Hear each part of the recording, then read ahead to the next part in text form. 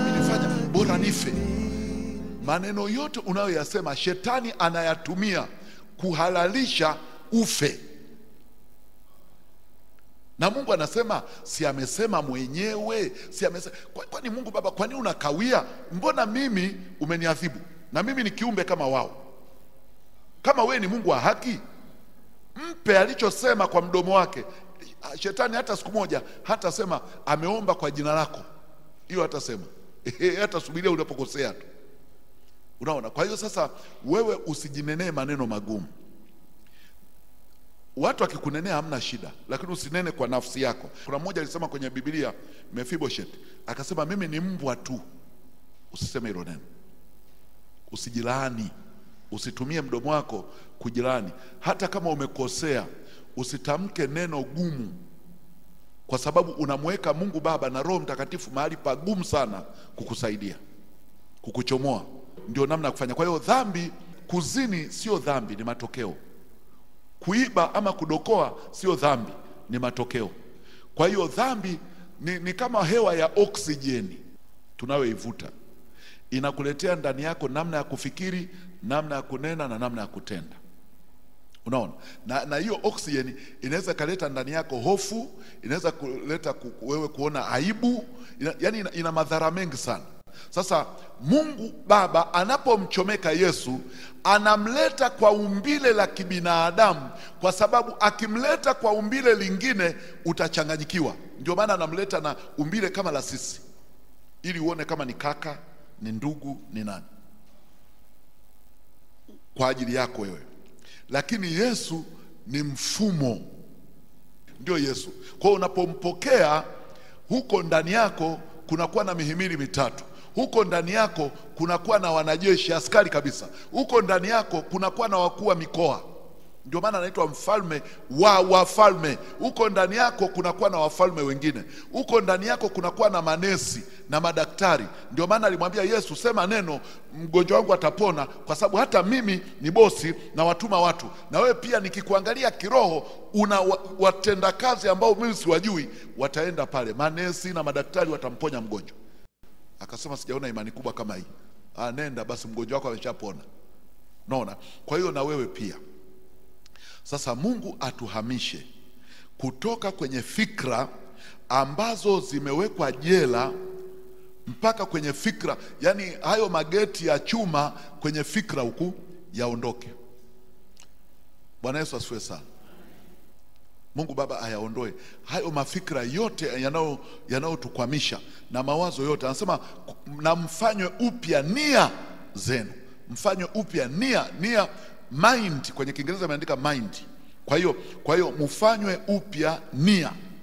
Matendo ya Mitume 5:30-31. Matendo ya Mitume 5:30-31. Anasema hivi, Mungu wa baba zetu aliyemfufua Yesu, ambaye ninyi mlimuua mkimtundika katika mti, mtu huyo Mungu amemtukuza kwa mkono wake wa kuume, awe mkuu na mwokozi, awape Waisraeli toba na msamaha wa dhambi.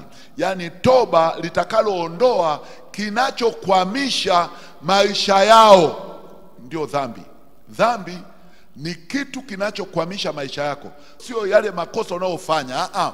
Ni mfumo, ni roho inayokwamisha, inakwenda kinyume na unachokitaka.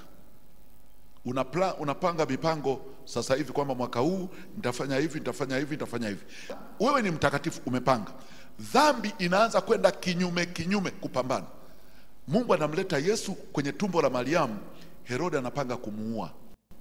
Ndio hivyo, ndio dhambi ilivyo. Inataka kuua ule mradi, inataka kuua hata kile cha Mungu, na inafanya juhudi, inatumia mifumo yote ya kutuma askari kuua watoto wote. Nataka uielewe dhambi katika sura yake.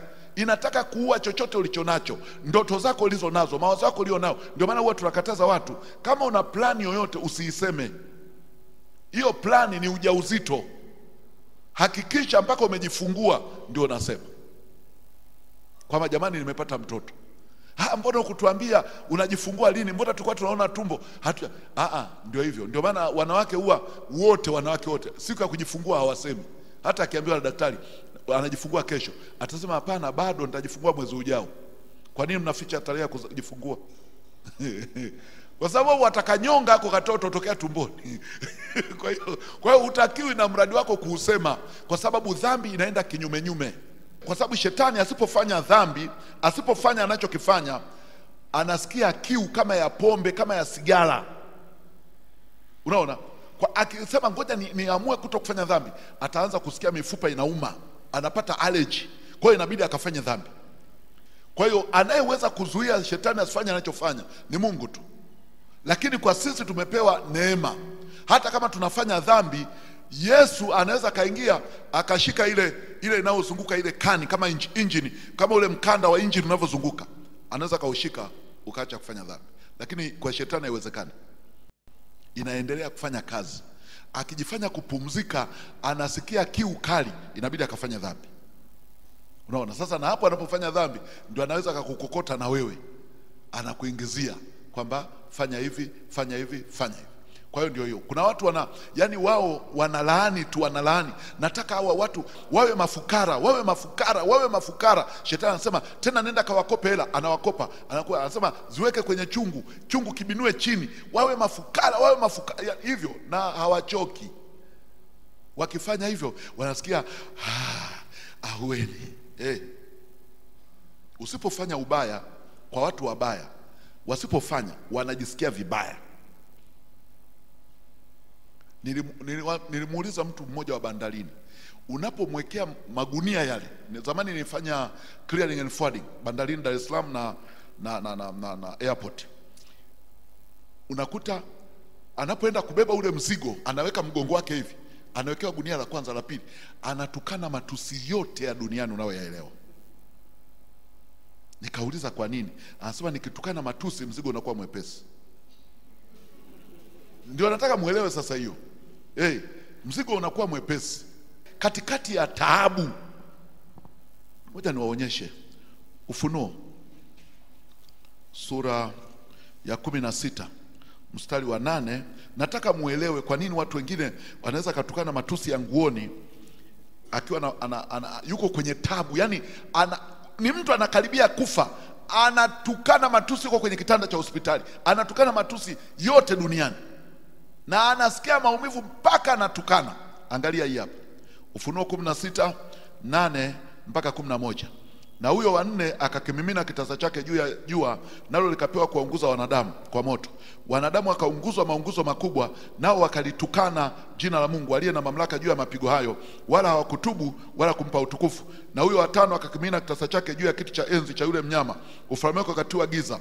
Wakatafuna ndimi zao kwa sababu ya maumivu yao, wakamtukana Mungu wa mbingu kwa sababu ya maumivu yao na kwa sababu ya majipu yao, wala hawakuyatubia matendo yao. Mstari wa mwisho kabisa pale, mstari wa 21. Na mvua ya mawe kubwa sana, ya mawe mazito kama talanta, ikashuka kutoka mbinguni juu ya wanadamu. Wanadamu wakamtukana Mungu kwa sababu ya lile pigo la mvua ya mawe, kwa maana pigo lake ni kubwa mno. Unaelewa? Wanapotukana ndio wanapata ahueni. Ndio namuelewa hilo. Sasa usishangae mtu anayebeba mzigo anatukana matusi. Na kuna mganga mwingine wa kienyeji, mtumishi mmoja alienda huko. Okay, nilimuongoza sala ya toba. Alienda yule mtumishi, unatakiwa umpelekee tumbaku ya kusokota. Yule mtumishi wa kuzimu anavuta, afa anamtukana babako, afa anavuta. Ndio namna anaweza kupata maono.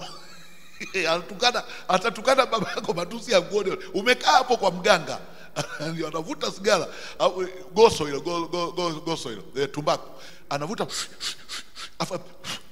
afa anamtukana babako mzazi. Babako anaitwa nani? Josefu. Anakandamiza tusi. Sasa nataka muelewe. Kwa hiyo ndio ulimwengu wa giza ulivyo. Una lazima utukane. Alafu anaona maono. Anayekuroga mjomba wako, mamako jina lake nani? Joyce. Anatukana tusi, alafu ndio anapata maono. It works. Inafanya kazi. Kwa hiyo yale mapepo ya matusi yanawahi kwenda kuangalia nani anayeroga, yanakuja kuleta taarifa ya kweli. Kwa hiyo nataka kuelewa. Na sisi tulipojazwa Roho Mtakatifu tunanena kwa lugha nyingine, sio lugha ya kujitukana tena. Kitu cha kwanza, Roho Mtakatifu akishuka anabadilisha usemi, anakamata mdomo. Anasema kwenye Matendo 1 17. Matendo sura ya kwanza mstari wa 17. Itakuwa siku za mwisho, asema Matendo 2:17. Itakuwa siku za mwisho, asema Mungu, nitawamwagia watu wote roho yangu, na wana wenu na binti zenu watatabiri. Manake watatamka matamshi. Vijana wenu wataona maono, na wazee wenu wataota ndoto. Ukienda Matendo 10 mstari wa 44, Petro alipokuwa akisema maneno hayo, Roho Mtakatifu akawashukia wote waliosikia lile neno, na wale waliotahiriwa walioamini wakashangaa watu wote waliokuja pamoja na Petro, kwa sababu mataifa nao wamemwagiwa kipawa cha Roho Mtakatifu, kwa maana waliwasikia wakisema kwa lugha. Kwa hiyo wewe ambaye ulikuwa unajilaani, unajitukanisha, Roho Mtakatifu akija anatengua maneno uliyoyasema yanayokufunga. Ndio anavyofanya. Usingojee mpaka ujisikie vizuri. Wewe utakapokutana na Mungu Baba, atageuza maneno yako. Hutajilaani tena, hutajisemea maneno magumu. Utaanza kutamka maneno chanya. Tunaanza hivyo. Uokovu unaanza na kukiri. Uhuru wa kwako unaanza na kukiri. Ndio maana tunasema namwamini Mungu Baba, muumba wa mbingu na nchi. Unatamka kwa maneno yako, namwamini Yesu Kristo, namwamini Roho Mtakatifu. Hivyo unatakiwa useme, lakini sasa useme kutokea kwenye moyo. Ninaamini. Yani unatakiwa useme hivyo. Kuna mtu mmoja nilimwambia, mke wake alikuwa hazai. Nikamwambia sasa nakupa adhabu. Nikampa mistari. Mke wako mwambie alale kitandani, akilala piga magoti. Pale kwenye kitovu tamka maneno. Uzao wa tumbo ni thawabu katika jina la Yesu. Uzao wa tumbo la mke wangu huyu ni thawabu. Uzao wa tumbo la mke wangu huyu ni thawabu. Ninabariki tumbo hili, nabariki mimba. Mmeshanielewa nyewe wa Kristo? Mnaniangalia hapa, utafikiri mnangojea operation. Fanya hivyo. Ongea maneno. Roho Mtakatifu cha kwanza anabadilisha maneno. Hutajinyanyapaa. Kuna dada mmoja tulisali naye Dar es Salaam. Tulikuwa tunaimba naye kwaya. Mimi nilikuwa idara ya vijana. Kwa kweli yule dada hakuwa na mvuto wa sura kama wale wadada wengine. Lakini angalia, nikasema siku moja, wewe hata kama unaona una sura kama Idi Amin, dada alikuwa handsome. Kama una sura baya kama Lemi Ongara, nenda kwenye kioo, anza kusema kwa jina la Yesu mimi ni mzuri. Alikuja kuolewa na dokta mmoja, mhadhiri wa chuo kikuu, ambaye alikuja kuwa profesa baadaye. Huyo dada. Sasa usingoje boyfriend akwambie, nenda kajiongeleshe mwenyewe. Mnaotaka Range Rover, nenda ka print picha ya gari mnayotaka. Halafu ile picha anza kuinenea maneno. Una shilingi 1000, weka juu ya hiyo picha, nataka hii gari, nataka hii gari. Kwa ajili msumbue Mungu Baba usiku na mchana. Atamwambia naona nichocha, chukua. Mfikishe hapo. Lakini sasa ukiomba haya maombi, Mungu ukinipa sawa, usiponipa sawa, usinungunike barabarani. Usinungunike barabarani. Omba. Huna hela sawa, na sisi wote tunajua, hata mchungaji wako anajua, sababu bahasha yako ya ahadi iko pale. Tukiangalia tunaona hizo sadaka zako unazotoa. Sasa tumia sadaka ya imani. Imani ya Yesu Kristo. Tumia hiyo. Jifungie kwenye chumba chako, anza kuomba Mungu Baba, hii ndio brandi ya gari ninayopenda. Hilo sio lazima ukanunue kwa hela yako. Anaweza akatokea mtu tu akaota ndoto, ameoteshwa usiku. Ukiendelea kuombea hilo gari, kuna mtu atakuchukua hapa, atakupeleka pale kwenye Range Rover, atamwambia chagua gari. Inawezekana. It can be done. Haya, tusimame sasa. Kila mtu na muujiza wake. Bwana Yesu asifiwe. Yesu ni fursa kubwa sana kwa kila mtu.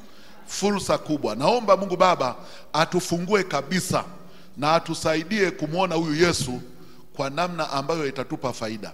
Sema Bwana Yesu. Mazingira yote yanayokataa kutii neno lako na yasemesha mchana wa leo. Hayo mazingira yana masikio, yana macho, yana miguu, yana uwezo wa kuondoka kwenye maeneo yote yalipo kwa jina la Yesu. Bwana Yesu, ninaleta himaya ya maisha yangu. Kila kitu ulichonipa, majira yote ulionipa, na kila mtu uliyenipa anayeshikiliwa mchana wa leo, kwa jina la Yesu na kwa damu ya Yesu, ninaagiza hayo yote yanayoshikilia mambo yangu yaachie, yaachie kwa jina la Yesu, kwa jina la Yesu. Kila kitu kinachoshikilia maisha yangu na kiamuru kitoke kwenye maeneo yote yalipo, kwa jina la Yesu, kwa jina la Yesu, kwa jina la Yesu, kwa jina la Yesu. Sema, Bwana Yesu, damu yako ina uwezo wa kunisaidia kwenye kila eneo lenye ugumu. Wewe Yesu ulinyenyekea na kutii, ukamwaga damu. Hiyo damu yako ya unyenyekevu na utii naipeleka kwenye maeneo yote yenye kiburi, yenye majivuno, yenye ubishi, kwa jina la Yesu. Na ninaagiza malaika wapiganaji waende kwenye maeneo yote ya maisha yangu yanayoshikiliwa na mapepo na majini na uchawi na hirizi za kila namna, kwa jina la Yesu. Bwana Yesu, damu yako ulioitoa kwa maombi, kwa kulia, kwa unyenyekevu na kwa utii, hiyo damu naipeleka maeneo yote korofi ya maisha yangu, kwa jina la Yesu. Kila nguvu na kila uwezo unaoshikilia mambo yangu mchana wa leo, ninaamuru hizo nguvu na huo uwezo ufe kwa jina la Yesu, kwa jina la Yesu, kwa jina la Yesu, kwa jina la Yesu. Maneno yote ya nyoka, maneno yote ya nabii wa uongo yaliyonenwa juu yangu, ninayafuta kwa damu ya Yesu na kwa jina la Yesu. Hayo maneno hayawi, hayatakuwa, hayataweza, kwa jina la Yesu. Ndoto zote mbaya nilizoota nazifuta mchana wa leo. Maneno yote mabaya nilionenewa, niliojinenea, ninayafuta mchana wa leo kwa jina la Yesu na kwa damu ya Yesu. Mpaka walioniwekea ninaukata. Kamba walizonifungia ninazikata. Mahali popote walipoweka ukuta ninauangusha kwa jina la Yesu. Sema, Bwana Yesu, waliweka jiwe ukiwa maiti, lile jiwe liliondoka. Mimi niko hai. Hilo jiwe waliloliweka ninaliondosha kwenye maeneo yangu, kwenye uchumi, kwenye mahusiano, kwenye biashara, kwenye ajira, kwenye afya, kwa jina la Yesu. Hilo jiwe linaondolewa kwa jina la Yesu. Wewe Yesu uliongea kwenye kaburi la Lazaro akiwa ndani, ukiwa nje. Kaburi lolote waliloniweka mimi, niko ndani, niko hai, nina jina lako Yesu, nina damu yako Yesu, ninatoka kwenye kila kaburi, kwenye kila shimo waliloniweka. Hebu omba kwa jina la Yesu na kwa damu ya Yesu. Baba, tunakuja kwako mchana wa leo, tunaondoka maeneo yote tunayoshikiliwa na mauti na dhambi kwa jina la Yesu, kwa damu ya Yesu. Maeneo yote tunayoshikiliwa na mauti na dhambi, tunatoka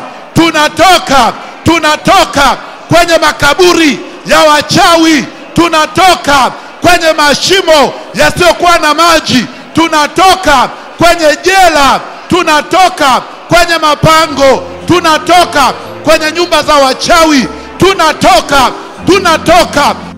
Yeah.